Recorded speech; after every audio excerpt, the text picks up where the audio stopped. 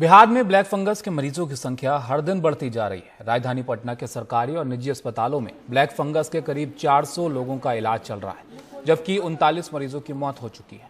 लेकिन दो बड़े अस्पतालों नालंदा मेडिकल कॉलेज अस्पताल और पटना मेडिकल कॉलेज अस्पताल में ब्लैक फंगस की सर्जरी के लिए उपकरण ही नहीं है, जिसके कारण वहां सर्जरी नहीं हो पा रही है। सर्जरी की व्यवस्था सिर्फ पटना एम्स और IGIMS में ही है। बीमारी के इलाज के लिए जरूरी इंजेक्शन की कमी है। राज्य के स्वास्थ्य मंत्री मंगल पांडे का कहना है कि सबका इलाज सरकारी खर्च पर किया जा रहा है।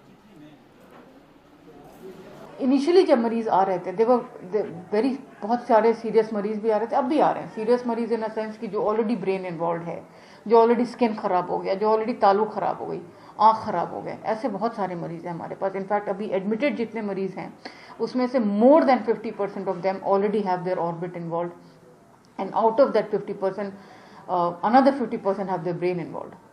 तो आप समझ रहे हैं कि सिवियरिटी तो ज़्यादा है क्योंकि वो टाइम हमें नहीं दे रहा है बहुत ज़्यादा।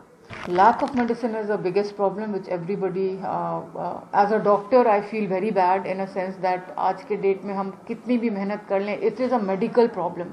तो if I don't have the drug, even if I operate, what will happen? Bihar सरकार ने बहुत हेल्प किया, अभी भी कर रही है।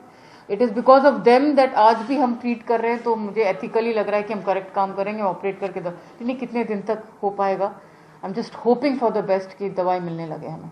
हमारे यहाँ बेड्स की कोई दिक्कत नहीं है, बेड्स भी हैं, मेडिसिन आहिस्ते आहिस्ते मिलना शुरू हो रहा है और अभी 500 वायल IGMS को मिल रहा है, जिससे हम लोग 100 लोगों के मरीज़ की इलाज कर रहे हैं अभी, क्योंकि एक मरीज़ में 5 वायल यूज़ करना पड़ता है, तो इसके इलाज हम लोग के यहाँ उपलब्ध है।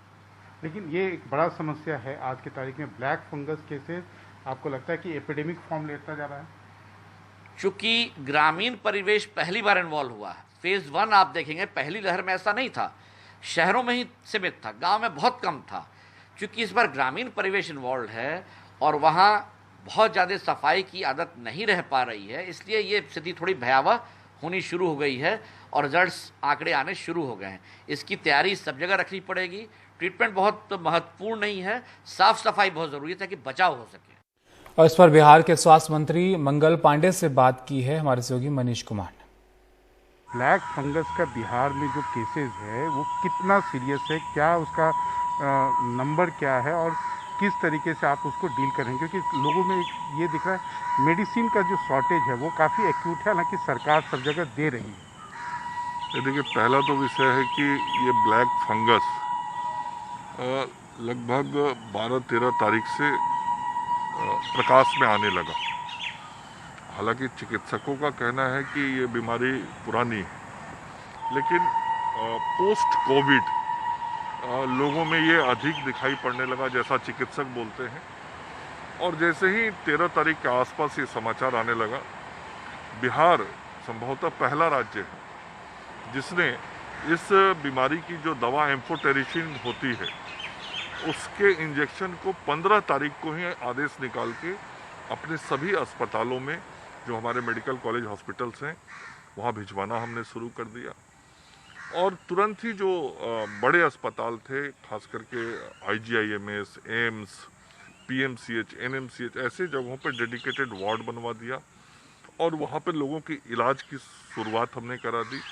और टीका जो चाहिए वो और चाहिए टीका, तो जो इंजेक्शन है वो इंजेक्शन हम बाहर से लगातार मंगाने का प्रयास कर रहे हैं। भारत सरकार से भी सहयोग मिल रहा है, लेकिन और उसकी आपूर्ति हो इसके लिए भारत सरकार भी प्रयास कर रहा है। देश के अंदर इसके उत्पादन की क्षमता कम थी, अचानक पूरे देश में ब्लैक फंगस की बीमारी बढ़ी है, तो भारत की सरकार इंपोर्ट भी कर रही है। और इंपोर्ट करने के बाद जो दवाइयाँ आ रही हैं उन दवाइयों को विभिन्न राज्यों को उपलब्ध कराया जा रहा है, उसमें बिहार भी है।